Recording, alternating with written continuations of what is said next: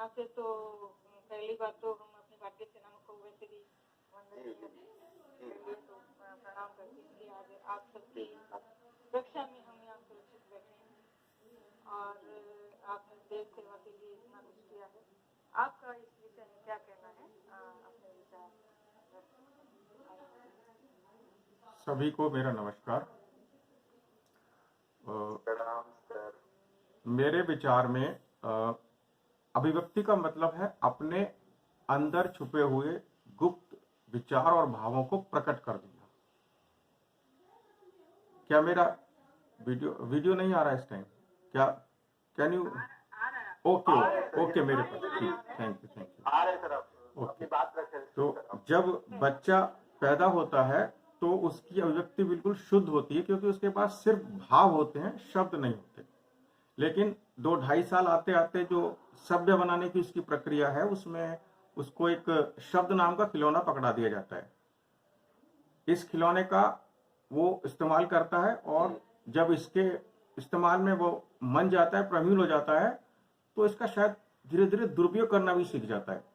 वो फिर भावना जो है पृष्ठभूमि में चली जाती है और इसको इस्तेमाल करते हुए वो जो चाहता है उसको छुपा लेता है और जो चाहता है वो अभिव्यक्ति के द्वारा कह भी देता है। जो बात उसको कहनी है वो कह देता है, जिसको छुपानी है छुपा लेता है। तो ये तो है, यहाँ से शायद शब्दों से शायद ही विकृति शुरू होती है, मेरा मानना है।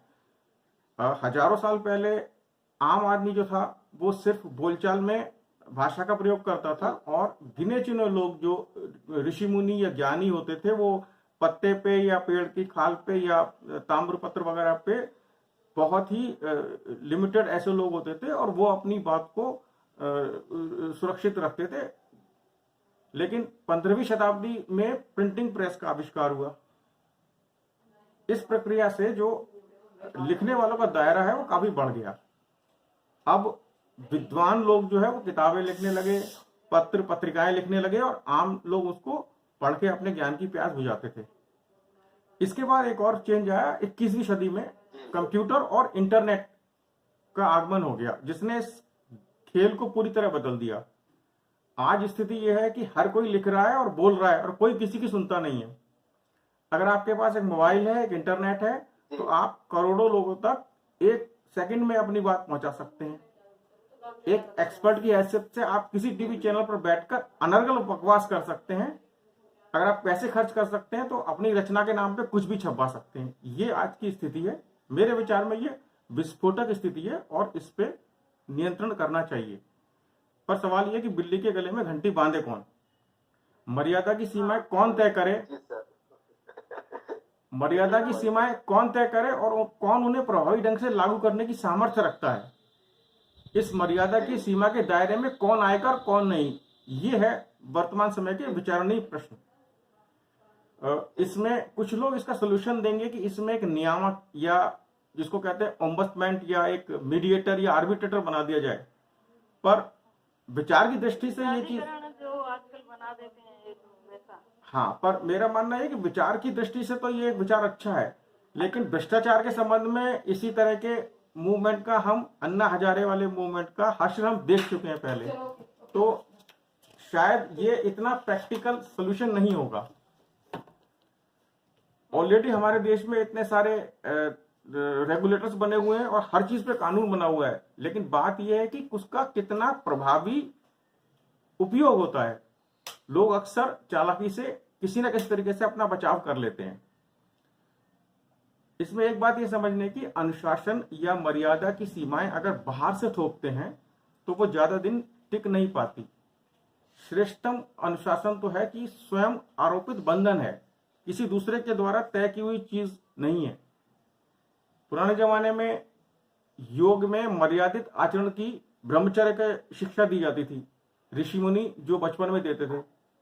आजकल वेस्टर्न वर्ल्ड या पाश्चात्य जगत की जो रेट रेस है, यानी चूहा दौड़ है और गला काट प्रतिस्पर्धा है, कट थ्रोट कंपटीशन, उसमें उसकी तो धज्जी उड़ गई है। और योग को भी एक दवाई या व्यायाम की चीज बता के बेचा जा रहा है। अच्छा, अमरवत जो मर्यादा का हनन है उसके लिए हम खाली मीडिया को दोषी नहीं करार दे सकते। मेरे विचार में इसके स्टैंडर्ड या मानक तय किए जा सकते हैं और उसको फिर सर्वमान्य और प्रभावी बनाने की दिशा में काम किया जाना चाहिए और बार बार उसका सुधार करके उसको जिंदा रखना चाहिए। पर ये एक भागीरथी प्रयास है जो शायद सबको मिलकर करना पड़ेगा। आम नागरिक की भी इसमें बराबर की भागीदारी है।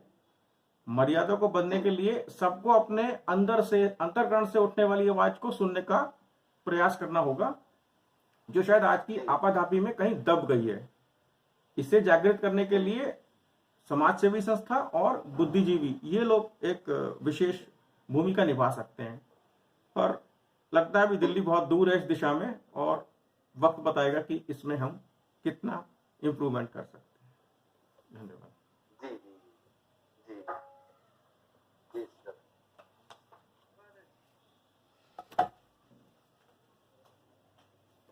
बहुत बहुत धन्यवाद।